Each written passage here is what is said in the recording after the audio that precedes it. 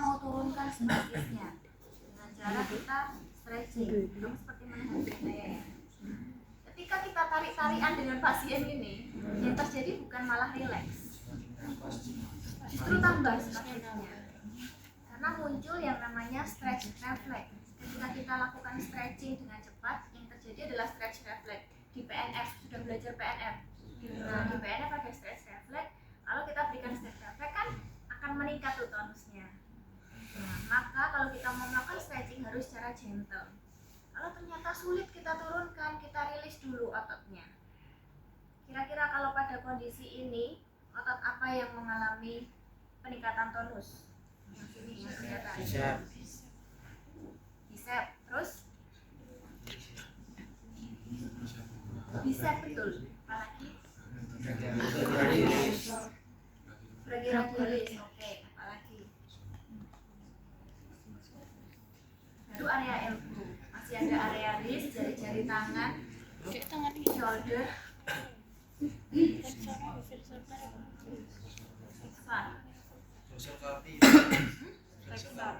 flexor, oke, flexor carpi, radialis, ulnaris dan lain-lain. Pokoknya grup flexor wrist itu ya. Oke.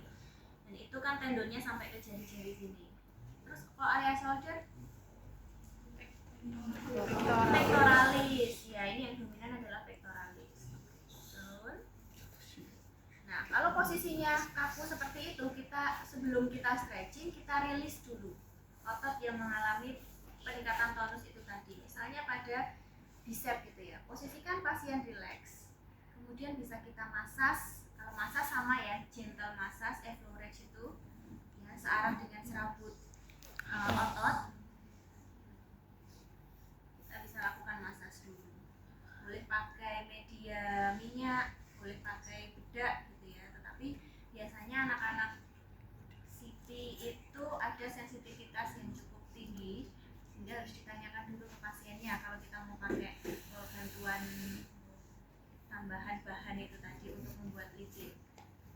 Kemudian selain masas, kita juga bisa masuk ke reseptor yang ada di otot. Spasis itu yang kena ototnya apa, sarafnya apa, tulangnya? Ototnya, yang berawal dari persyarafan yang ada di sistem saraf pusatnya ya. Nah, di otot itu ada reseptor. Ada 2 reseptor utama. Apa itu?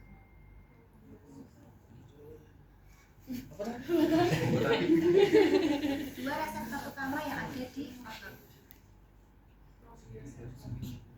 Proprioseptor, ya, itu ada di tepatnya di persendian kalau proprioseptor. Proprioseptif. Muscle belly itu perut otot. Mirip saja sih karena namanya mirip. Oh, jadi mirip. Nah, apa sebenarnya?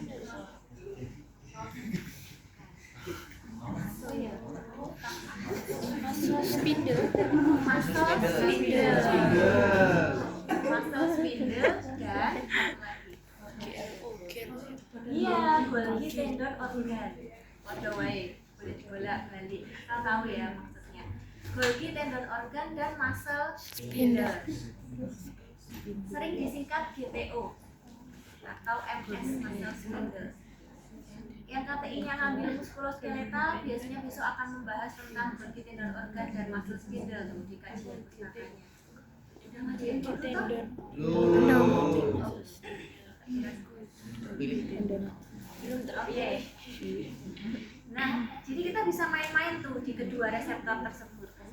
Muscle spindle letaknya di mana?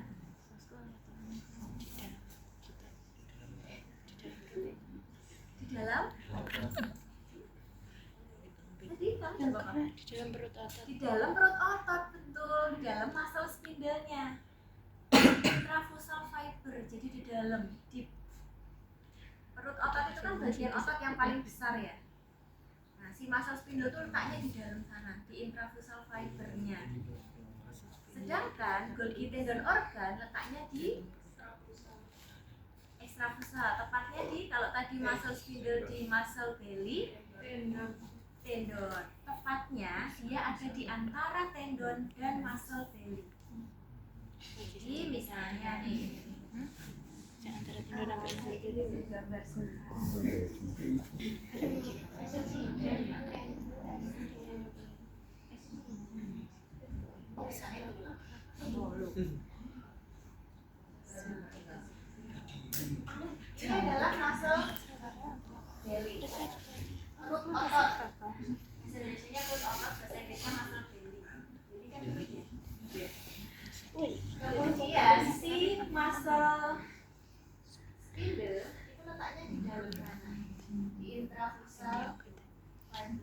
Jalannya tadi.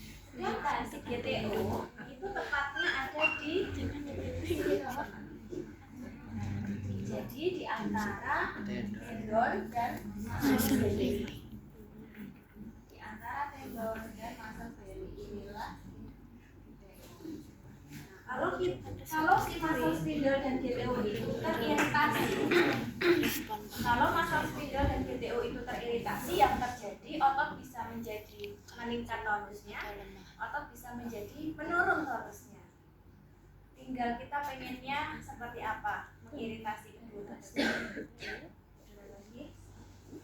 Karena kita pengen menurunkan tonusnya, jadi untuk mengiritasi atau memberikan stimulus ke nociceptor atau reseptor muscle spindle dan GTO ini tadi, kita punya dua cara.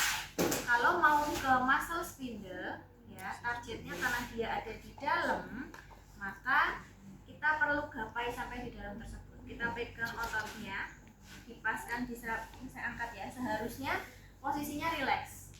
Jadi posisi pasien paling nyaman, paling rileks, ototnya paling rileksnya seperti apa? Kalau dia paling rileksnya tadi seperti ini, ya seperti ini.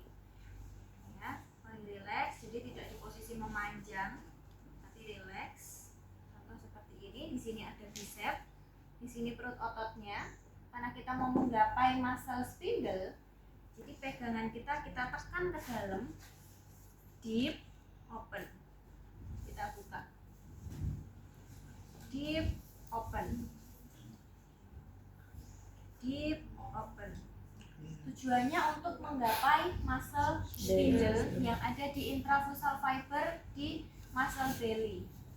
Yang ketika kita lakukan stimulus seperti ini tadi, maka akan ditangkap reseptor muscle spindle yang tujuannya adalah untuk menurunkan tonusnya. Itu targetnya untuk muscle spindle.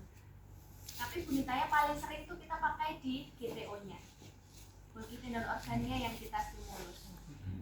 GTO kita cari nih, muscle spindle-nya ada di sini, tendonnya ada di sini, di antara muscle belly dan tendon.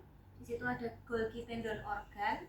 Kita lakukan sedikit penekanan dan kalau kalian mungkin bahasanya transfer friction ya. Tapi transfer friction itu kan sampai pasien biasanya nyeri itu. Kalau ini nggak sampai nyeri. Jadi penekanannya nggak terlalu dalam, tapi ada sedikit penekanan dan juga kita gerakkan melintang dengan serabut ototnya. Nah, itu untuk memberikan stimulus pada GTO. Jadi ini GTO. Nah, kita di sini dan kita lakukan seperti ini. Kalau GTO terstimulus, tonusnya akan menurun. Di beberapa otot ada yang ototnya besar. Contoh misalnya di pectoralis gitu ya. Teman-teman kan sulit tuh untuk mempalpasi mana mayor, mana minor. Jadi seringnya kita jadikan satu saja. Enggak harus pakai jempol. Kadang-kadang kita boleh pakai area ulnar. Oke, contoh tadi misalnya ada posisi seperti ini, area shoulder yang membuat dia kontraksi adalah otot pectoralis itu tadi. Nah, kita pengen targetnya adalah Golgi tendon organ di otot pectoralis. Kalau kita pakai jempol kayak yang contoh tadi, itu akan kesulitan untuk menggapai otot tersebut atau GTO-nya. Jadi kita boleh pakai area ini, boleh satu-satu gitu ya, misalnya yang sini, dan kita lakukan transfer friction. Mirip transfer friction tapi bukan sebetulnya ya. Ada yang menyebutnya ini adalah tendon GERD. Tendon guard. Ya. Bukan GERD. Tendon guard. Jadi untuk menurunkan tonusnya. Gerakannya sama tadi yang saya contohkan. Jadi dia melintang dengan serabut ototnya. Misalnya ini serabut otot, arah kita ke sana.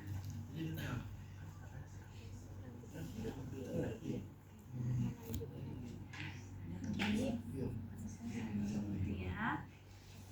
Nah, kemudian yang banyak sekali mengalami peningkatan tonus juga otot-otot di area leher. Ya, otot-otot di area leher seperti CM, oke, terus Kenapa? upper trapezius, scaleri, levator scapula, splenius capitis dan lain sebagainya. Nah, itu juga bisa kita lewat si GTO. Nah, biasanya kalau di otot-otot leher mungkin yang nggak pakai kerudung aja ya kan masih ya Mbak Rafa ya Mas tadi pada pectoralis kan kita mudah nih tidak seperti ini ya kan mudah dijangkau. Kalau di bicep atau di otot-otot kecil kita boleh pakai jempol. Misalnya di sini kita boleh pakai jempol, di bicep kita bisa pakai jempol. Tapi kok jempol saya nggak bisa mencapai bicepnya Mas Deni ya. Kita bisa pakai ini karena dia besar. Terus kemudian kalau di bagian leher itu agak sulit kalau kita mau pakai jempol atau kita mau pakai area ulnar. Jadi budi saya bisa pakai area ujung-ujung jari ini yang digabungkan jadi satu. Ya, misalnya contoh target kita ada di levator scapula sini ya ke belakang atau yang sini aja deh yang sini upper trapezius sternocleidomastoideus. Jadi kadang ketika kita melakukan rilis itu nggak hanya targetnya satu otot saja tapi bisa beberapa otot sekaligus. Target kita ada di GTO nya jadi kita bisa lakukan rilis seperti ini. Kelihatan yang belakang ini mirip dengan yang ini tadi, mirip dengan yang pakai ulnar, tapi kalian bisa modifikasi pakai ujung jari-jari. Selain itu, teman-teman juga bisa melakukan massage kombinasi dengan myofascial release. Itu juga enak banget dilakukan di otot-otot area leher, searah dengan proses otot. Melakukan massage. Kalau massage sih enaknya ada minyaknya ya, ada sesuatu yang membuat licin gitu tadi, minyak, baby oil atau tidak. Kalau tidak pun juga ada. Otot-ototnya apa saja tergantung dari apa yang mengalami ketegangan pada pasien. Ya, karena teman-teman masih mahasiswa masih belajar jadi harus tahu itu ototnya apa karena nanti biasanya akan didokumentasikan melakukan myofascial release dan massage pada otot apa. Tapi kadang-kadang nanti udah kerja apalagi praktisi klinis itu agak sulit untuk membedakan. Ya udah cari aja yang spasme mana itulah yang dirilis, yang spasme mana dipalpasi itu aja yang dirilis. Tetap ya harus tahu mana otot. Nah kemudian barulah kita lakukan stretching secara gentle. Ya, kita boleh lakukan stretching secara gentle, misalnya relaksasi yang tadi. Kita boleh lakukan rotasi, tambah tarikan pada uppernya, balikannya.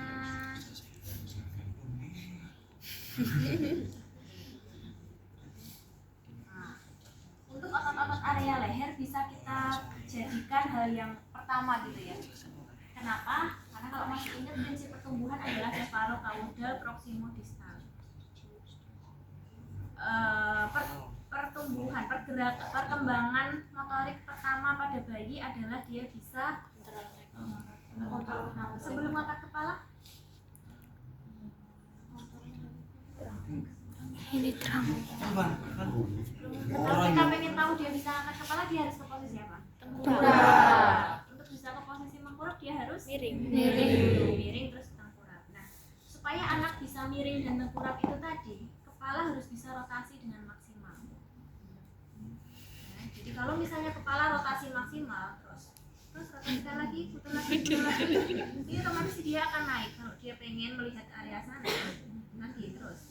Otomatis yang bawah akan jadi yang pertama kita riliskan dulu lehernya,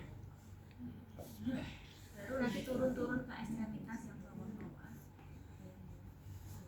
Sama halnya ketika nanti kita mau melatih anak untuk miring, melatih anak untuk berguling, kan sama, semua targetnya dari kepala dulu. Ini pakai mainan, ayo adik ikuti mainan ini. Nah kayak gitu nanti dia akan tengok lambat laun, shoulder akan mengikuti, pelvis akan mengikuti.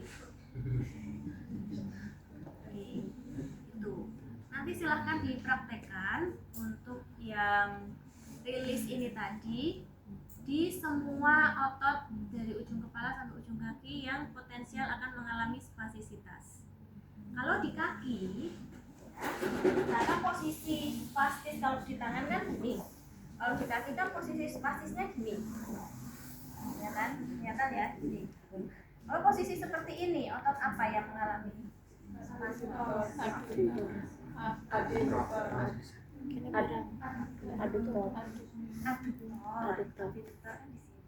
Aduktor ya kan Mas Jani, kerasa ya, aduktor. Terus kemudian sini Ini loh, iliomesoas. Kemudian yang ini nih ITB, Ilio, TFL, oke. Terus ITB, istrinya. Terus juga posisi equinus ini berjinjit. Oke, nah itu otot-otot yang potensial. Terus juga di area lumbal dan abdomen juga.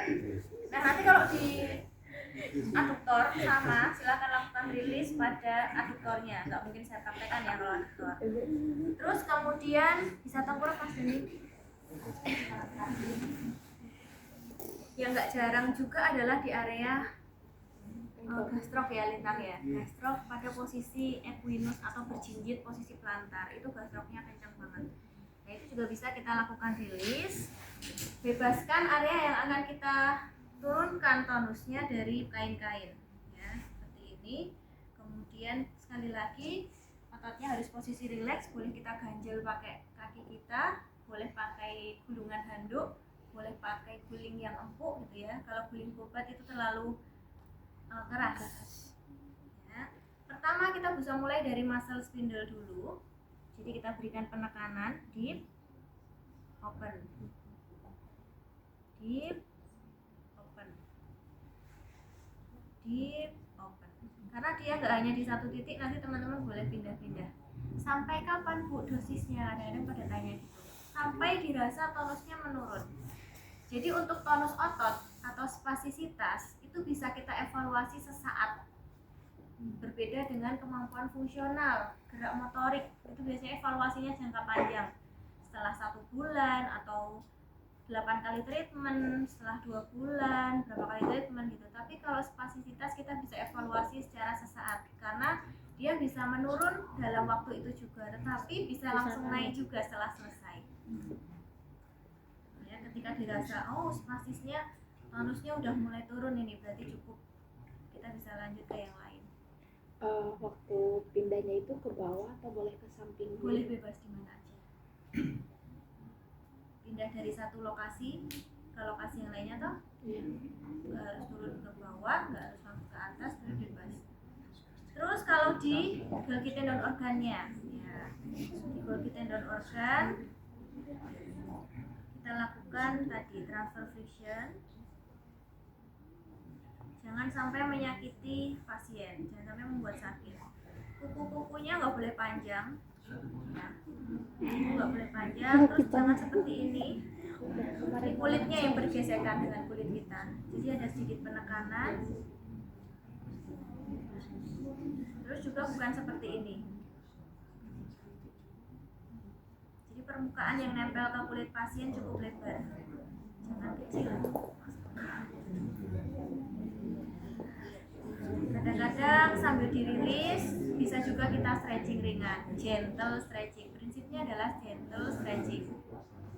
Jadi jangan stretching yang terlalu dipaksakan. Kayak teman-teman habis melatih pasien di sport gitu kan, stretchingnya mungkin agak kencang gitu ya. Tapi kalau pada anak-anak nggak bisa, kita harus gentle stretching.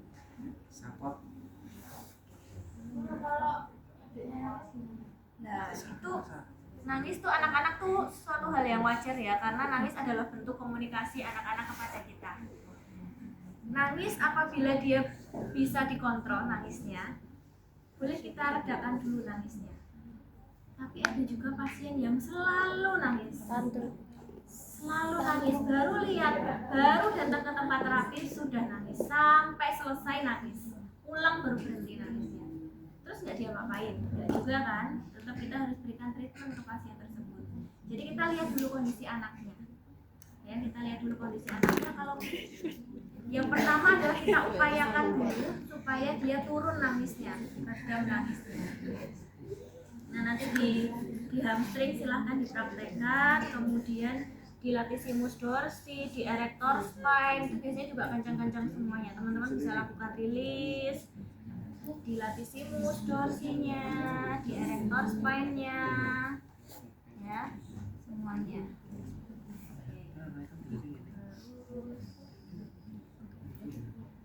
Oke, itu dulu. Silakan di. Oke, terima kasih Mas Dewi.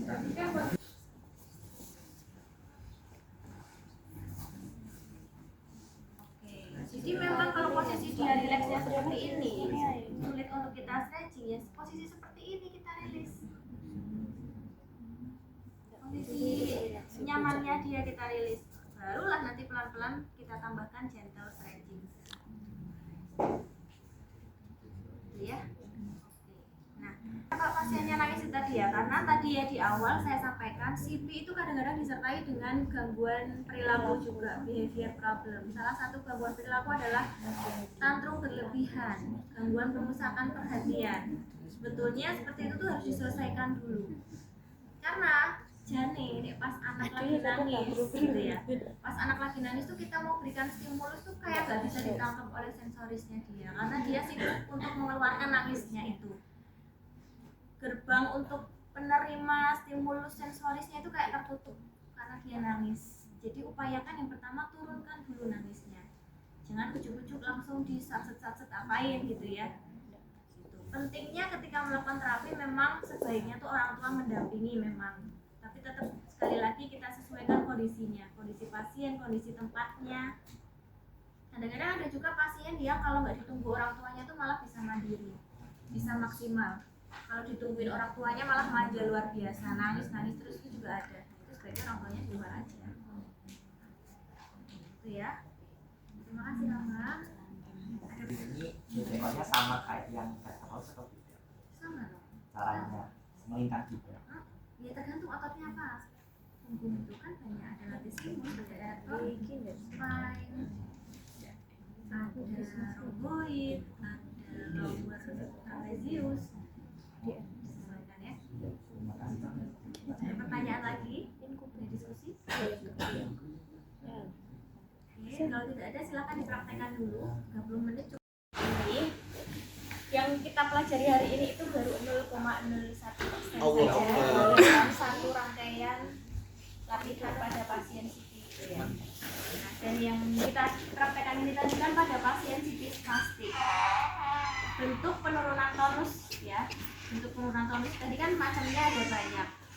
Stretching, iritasi GTO, muscle sphincter, massage, facial release, kemudian kadang-kadang teman-teman boleh pakai di sinar inframerah. Nah itu nggak harus semuanya dipakai, boleh salah satu aja, sehingga kita sesuaikan. Misalnya kalau di area pectoralis nggak mungkin kan kita lakukan massage, ya kan, makanya kita pilih pakai GTO.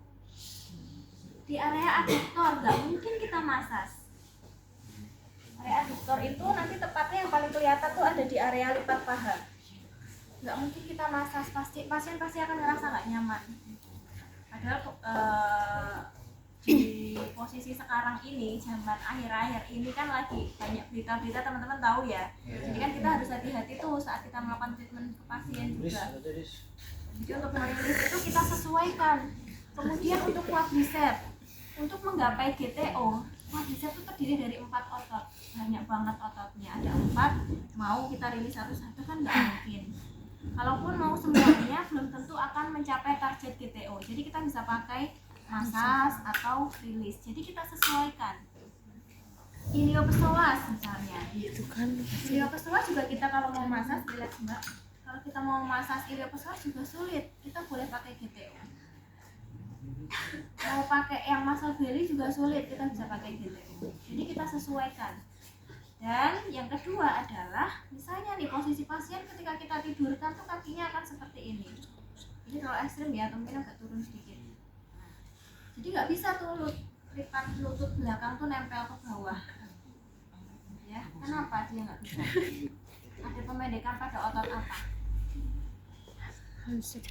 Hamstring, iliopsoas, abduktor, indorotator, jadi banyak komponennya. Nah, kalau kita mau meriliskan ini supaya dia mau membuka seperti ini, ya, ketika kita mau melakukan itu, nggak harus satu persatu ototnya. Kita bisa kombinasi langsung beberapa otot. Ditambah stretching, tambah massage boleh. Jadi sambil kita rilis belakang itu apa namanya? Hamstringnya, sambil kita rilis hamstringnya, kita boleh sambil kita stretching keluar. Rilis hamstringnya, kita stretching keluar. Kadang-kadang kita massage quadricepsnya. Kita tambahkan GTO-nya. Maka tadi saya sampaikan nggak ada dosis pastinya. Teman-teman boleh modifikasi itu sampai dirasa di sana ada penurunan tonus. Yang namanya spasisitas itu bisa kita evaluasi secara sesaat. Dia mudah turun, mudah meningkat. Jadi kita bisa evaluasi secara sesaat. Pelan-pelan misalnya awalnya segini ya, lambat laun kita bisa turunkan. Tambah kita rilis di aduktornya, di iliopsoasnya, massage quadricepsnya, hamstring jangan lupa tetap dikontrol. Nah, sampai dirasa sudah maksimal pasien bisa. Mungkin nggak akan sampai ke lurus maksimal, semaksimal yang pasien bisa. Terus kemudian dalam satu rangkaian terapi treatment, biasanya pasien dikasih waktu, terapis dikasih waktu 45 sampai 1 jam. Kecuali kalau pas teman-teman nanti datang ke klinik-klinik yang mungkin cukup high class gitu ya, sekali treatment bisa 3 jam itu ada. Sekali terapi tapi biayanya bisa 500.000.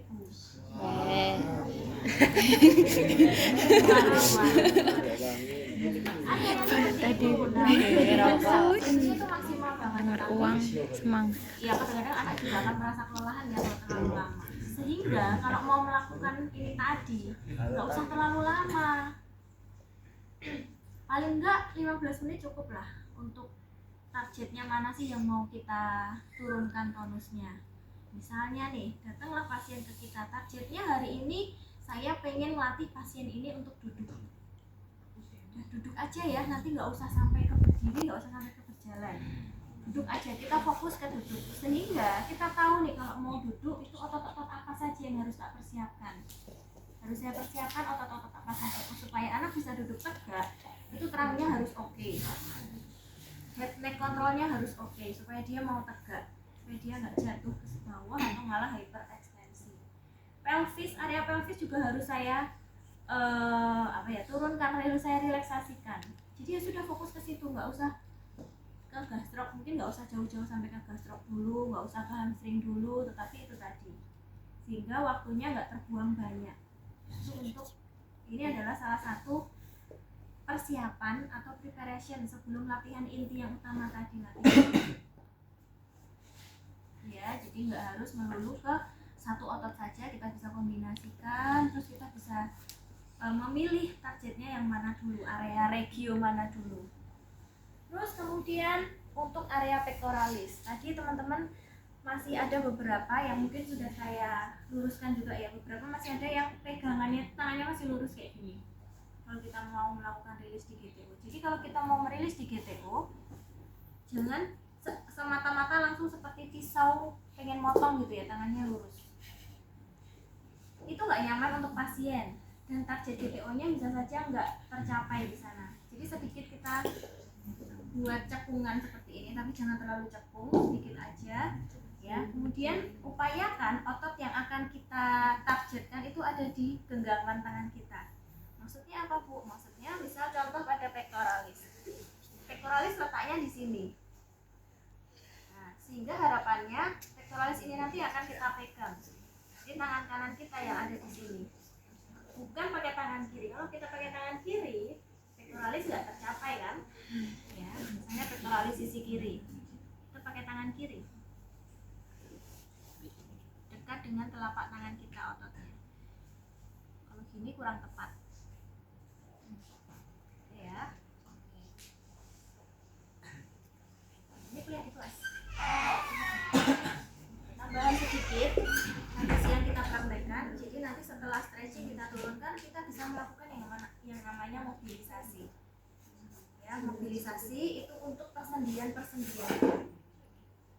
Kita nggak akan bisa melakukan mobilisasi kalau ototnya itu nyekrem atau terlalu kencang, ya kan? Kalau kita mau memobilisasi, misalnya mobilisasi ini deh, leher, kita pengen anak itu bisa rotasi maksimal.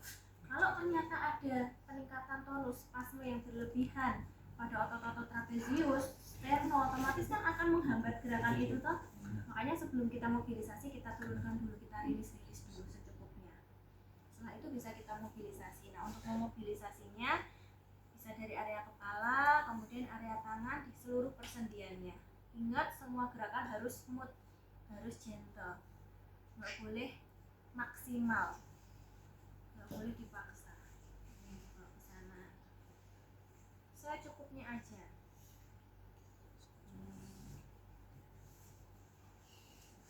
Kemudian untuk mobilisasi area kaki, kita bisa langsung juga semuanya. Ini mulai dari fleksi ekstensi. Nah, jadi pegangannya teman-teman perhatikan, tangannya di sini, jangan di sini. Sini. Kemudian ketika ini mau ke sana, tangan kita di atas. Kalau mau diluruskan, pindah ke bawah. Jangan di atas terus. Jangan di atas terus. Kenapa? Takutnya kalau los kita nggak ada yang nahan di bawah. Ya, jadi ini ke sana di atas. Nanti bisa ditambahkan gerak rotasi. Karena dia biasanya ke arah aduktor spasisnya, rotasinya lebih banyak ke eksternal rotasi. Ini Mbak. Tutupnya. Oke, itu ya.